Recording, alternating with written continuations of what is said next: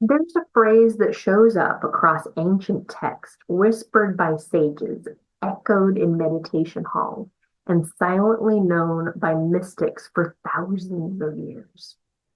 Tat Tuam Asi. You are that. Hi, I'm Dr. Heidi Harris, and today we are stepping into the spiritual heart of consciousness, not to debate dogma or define the divine, but to remember something that deep down you already know, that you are more than your body, you are more than your thoughts, you are so much more than your story. You are consciousness itself.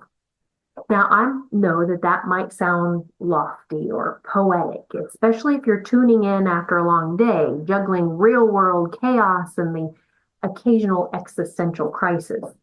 But let's bring it right down to earth.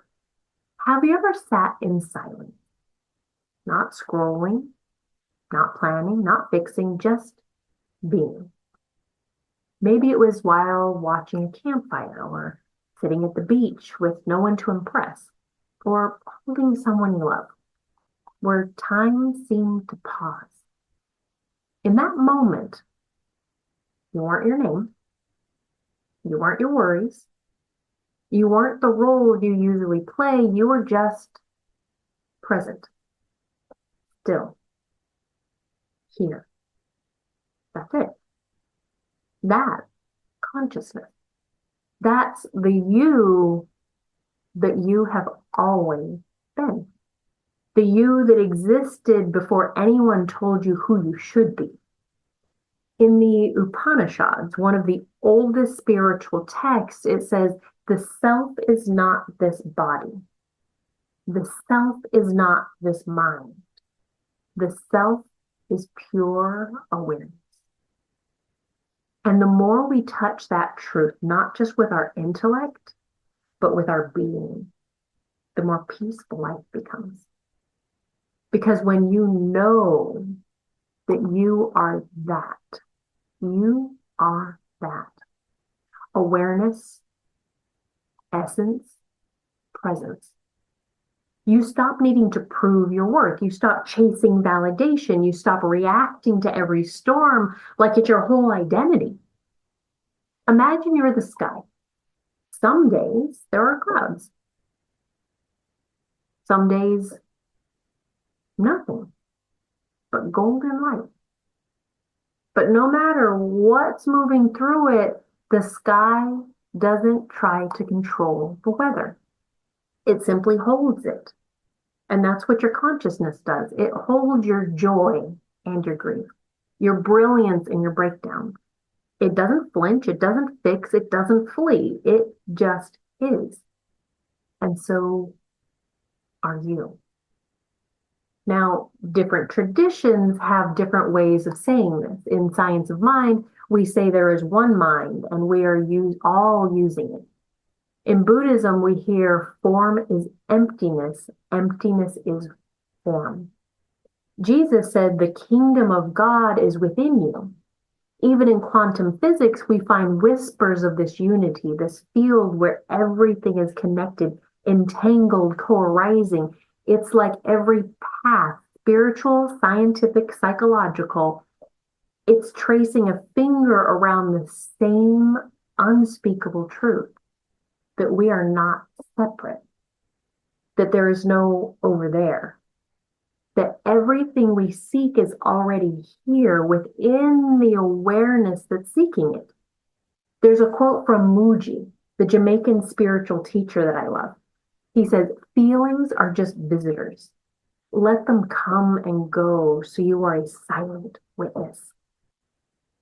How do we live as that? Not just in meditation, not just on a mountaintop, but in traffic, in meetings, in arguments, in the middle of spilled coffee and hurt feelings. The answer is simple, but it's not always easy. You remember, over and over again, you pause, you breathe, you feel the ground beneath your feet and ask, who's here right now? the pattern or the present. Not with your ears, with your being. Sometimes it's stillness. Sometimes it's a gentle nudge. Sometimes it's laughter. Because presence doesn't always have to be serious. In fact, when you're truly living from consciousness, there's kind of a lightness, like you're not carrying your life anymore, you're dancing with it. Because when you stop believing that you are your wounds, you don't need to defend them. When you stop thinking that you are your thoughts, you don't need to be right all the time. And when you remember that you are the field, not just the form, well, you begin to trust that you don't need to control everything to be okay. One of my favorite metaphors is this. Imagine a wave in the ocean, a wave that rises and thinks, I am this shape, this speed, this moment, and then it crashes. And it fears that it's ended. But what it doesn't realize is it was never just a wave. It was always the ocean expressing itself uniquely. You are that. And even though maybe you've forgotten, even though maybe you've taken detours through doubt and distraction, the truth of you hasn't gone anywhere. It's not hiding, it's just waiting for you to be better. It's right here. So today, maybe just let go for a second. Let the story rest. Let the effort soften.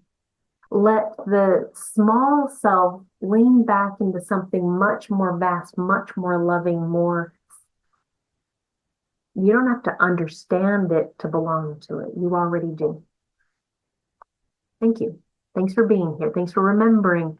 And the next time the world tells you you're not enough, just smile and whisper, Pat, Bum, Offie. Bum, Offie. I am that. I'll see you next time.